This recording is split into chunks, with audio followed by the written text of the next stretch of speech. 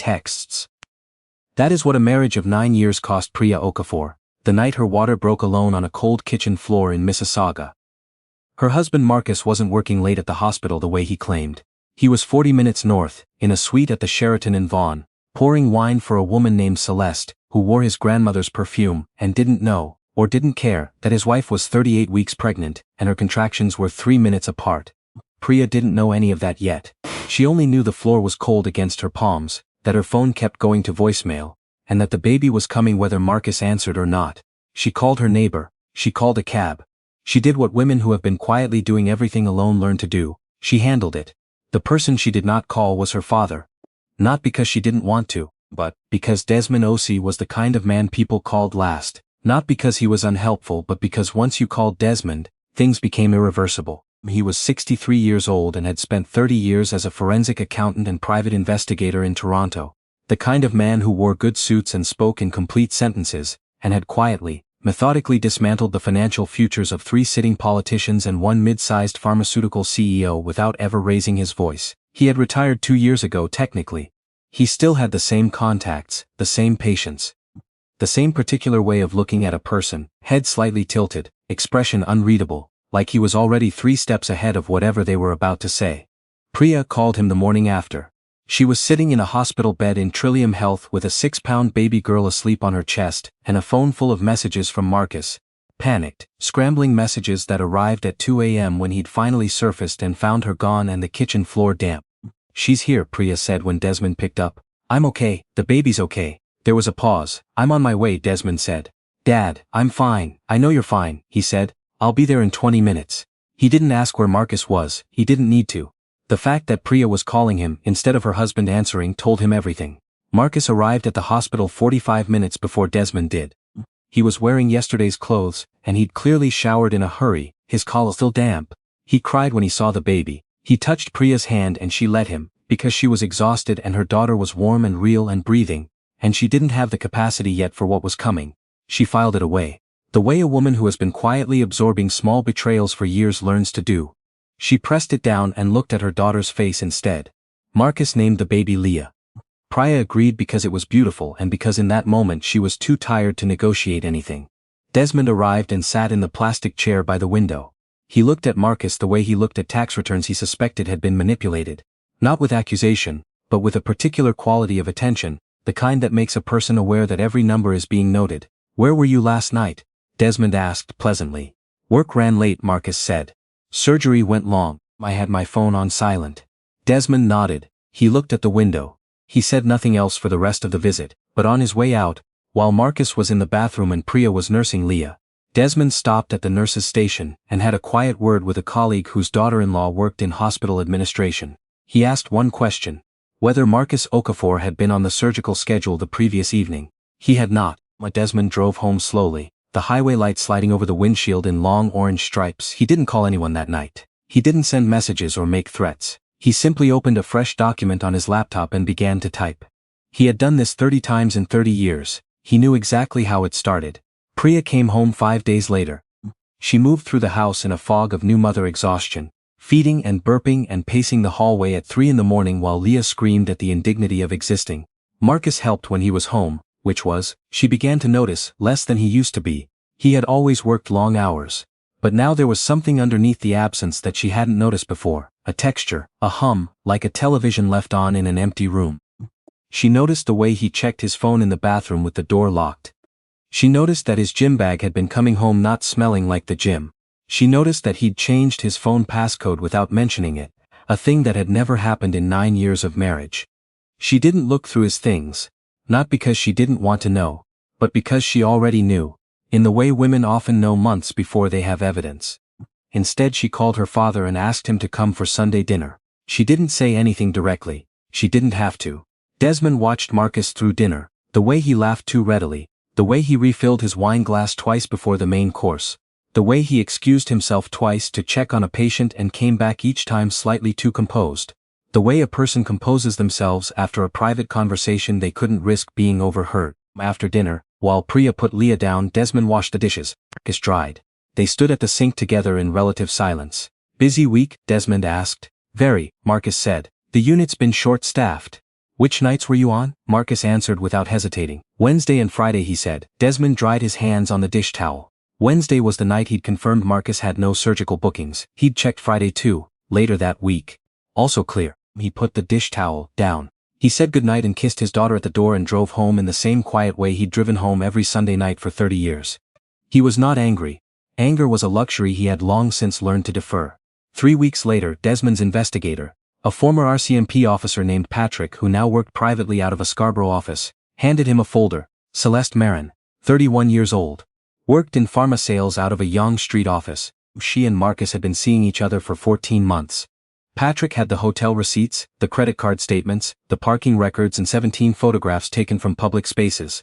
Restaurants, a parking garage on King Street, the lobby of the Sheraton in Vaughan, the same hotel, the same night.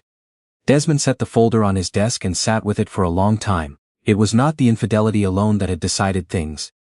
It was the specific, irreducible fact that Marcus had been 40 minutes away in that hotel, while Priya's contractions started, that he had been laughing and ordering room service, while she was on the kitchen floor trying to remember how to breathe, that he had held his phone in his hand, seen her name on the screen, and set it face down on the bed.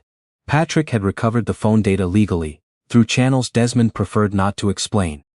The record showed 3 incoming calls from Priya between 11:47 p.m. and 12:09 a.m., none answered. The phone had been placed in Do Not Disturb mode at 11:50 between the first and second calls. He had seen her calling. He had silenced it. Desmond closed the folder. He picked up his phone and called his family lawyer, a meticulous woman named Ruth, who had handled his firm's affairs for 20 years. Then he called an old colleague at the Ontario Securities Commission. Then he made one more call, to a contact at the College of Physicians and Surgeons of Ontario.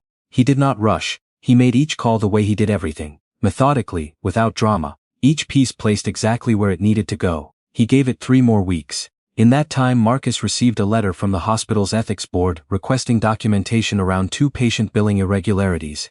Irregularities that Desmond had quietly surfaced through a contact in health administration. Nothing criminal, but the kind of thing that required a formal response and generated paperwork and put a man's name on a list. In that time, Desmond's contact at the OSC made a discreet inquiry into the investment account Marcus had opened 18 months ago without telling Priya. The one he had been funneling money into at a rate that was, as it turned out, misaligned with the declared income on their joint tax return. In that time, Priya, who knew nothing of any of this, hired a divorce lawyer of her own. She had come to it herself. One Tuesday morning she sat down at the kitchen table with Leah asleep in her bouncer and looked at the wall for a long time and then picked up the phone and made the call. She didn't tell Marcus. She went to the appointment during Leah's morning nap. The first thing her lawyer said was, "Do you know the full picture of your household finances?" Priya said she wasn't sure. She said she'd ask her father. Desmond came to her apartment on a Thursday evening with a manila envelope and a pot of soup he had made himself. A habit from the years when Priya's mother was sick, and soup was the only useful thing anyone could do. He set both on the counter and sat at the kitchen table and waited while Priya settled Leah. When Priya came back and sat down, Desmond placed the folder between them. He walked her through it without commentary. The hotel receipts. The timeline. The phone records with the missed calls. Her calls logged at the exact minute her contractions had started. At the exact minute she was kneeling on the kitchen floor trying to reach him. Priya sat very still. She had known, in the way she had always known, but knowing abstractly is different from seeing it printed on a page. The minutes and the names and the credit card charges for 2 glasses of wine and a room service cheeseburger, while her daughter was being born in a hospital 40 minutes south. She didn't cry. She looked at the documents for a long time and then she straightened them neatly and placed them back in the folder. "How long have you known?" she asked. 3 months, Desmond said. "And you waited? You needed time to get through the first months with Leah, and I needed time to do it properly." Priya looked at her father. "What does properly mean?" Desmond settled back in his chair. "It means that when this is over, Marcus doesn't get to walk away with half of what you built together and a clean reputation and a head start on the next chapter," Desmond said, his voice as level as if he were reading a balance sheet. "It means that every advantage he thinks he has disappears before he knows it's gone. It means Leah grows up with everything she deserves, and Marcus grows up finally with what he earned." Priya looked at the window. "I want him gone," she said quietly. "I want to be done." "I know," Desmond said. "Trust me." She did. That was the difference between Desmond and every other father who might have raged or threatened or made things worse with blunt force. Priya trusted him because she had watched him, her whole life, make problems disappear not with volume but with precision. She trusted him the way you trust a surgeon. Not because the process would be painless, but because the person doing it knew exactly what they were doing. Marcus Okafor was a cardiologist with a good reputation, a large ego, and the specific blind spot of a man who had been charming his way out of consequences since he was 19 years old. He had charm like a professional tool. He used it on colleagues and patients and nurses and parking attendants and Priya's friends and for a while, on Priya herself. What he had never factored in was a father-in-law who did not find him charming. Desmond in 30 years of work had sat across from significantly more powerful men than Marcus Okafor. Men with more money, more lawyers, more political cover. What they had all shared was the same foundational error. They believed that control of information was protection. They forgot that information, like water, finds its level. It doesn't disappear, it just moves to where it's most useful. 4 weeks after the Thursday evening with the manila envelope, Marcus was called into a formal meeting with the hospital's chief of staff. The billing irregularities had expanded, upon review, into a pattern, not criminal, but professionally significant. Placed on administrative review pending the investigation. His surgical privileges were temporarily suspended while the documentation was examined. Marcus came home that night pale and quiet, and poured himself a large glass of whiskey. He told Priya there had been a misunderstanding at work. She said she was sorry to hear it and put Leah to bed. The following week, a letter arrived from the Canada Revenue Agency. A review of his personal investment account had been flagged for inconsistency with declared income. He would need to provide documentation. The week after that, Celeste Marin sent him a message asking what was happening. Because the pharma contract his friend had helped her secure, a contract Desmond's contact had quietly made sure underwent additional review, was now being audited. She had been asked to provide a list of all professional contacts who may have influenced the procurement. Marcus's name was on that list. He didn't know yet that any of these things were connected. He thought he was having a very bad run of luck. Priya's lawyer filed the divorce papers on a Thursday morning. Marcus received them by Friday afternoon. He called Priya 7 times. She let each call go to voicemail. On the 8th call she answered. "I think we need to sit down together," Marcus said. His voice had a new quality she hadn't heard before. Not charm, but something underneath the charm, the actual texture of the man. She recognized it as fear. "My lawyer will be in touch with yours," Priya said. "Priya, please, whatever you think happened." "I know what happened," she said. "I have the hotel receipts, I have the phone records. I have a photograph of you and Celeste outside the Sheraton in Vaughan taken the night I had Leah." "Marcus. My lawyer has copies of all of it." Silence. "Where did you get that?" Marcus said. It wasn't a question. Priya looked across the room at Leah asleep in her bouncer, one tiny fist curled against her cheek. "My lawyer will call yours," she said, and hung up. Marcus called Desmond 20 minutes later. Desmond let it ring. Then he picked up on the 4th ring the way he always did. "Marcus," he said. "You did this," Marcus said, not even pretending otherwise. Whatever performance he'd maintained for Priya he couldn't be bothered to maintain for Desmond. "You've been building a case for months." "I've been protecting my daughter," Desmond said. "You had no right. Our finance is my professional record." "Your professional record has irregularities that you created," Desmond said. "I didn't put them there. I just made sure the right people looked at the right documents." "There's a difference. You're ruining my career." "Your career," Desmond said, "is under administrative review because of billing patterns that have nothing to do with me. The CRA is reviewing your account because your declared income doesn't match your investment activity. I didn't make that gap. I just helped it get found." A pause. "You should have better lawyers than the ones you have. I'd suggest you retain someone new." "Is this about money?" Marcus said. "Because whatever Priya's asking for in the settlement we can." "This is about Leah," Desmond said. His voice didn't change in volume or tone. He had said harder things to harder men without raising his voice. "Leah will grow up knowing that her father was 40 minutes away in a hotel the night she was born. That he had the phone in his hand, that he chose not to answer. Priya will know it, I will know it, you will know it every day for the rest of your life. What I've done professionally is simply made sure that the rest of your life is appropriately scaled to that choice." Marcus was silent for a long moment. "What do you want?" he said finally. "Full custody for Priya," Desmond said. "Generous child support, the house, your investment account, which will be part of the marital assets and disclosed in full. And Celeste Marin will write a formal statement for the ethics board confirming that the professional referral she received came through your personal relationship. That statement exists already. What happens with it depends entirely on how cooperative you choose to be in the next 2 weeks." Another long silence. "You had this planned from the beginning," Marcus said.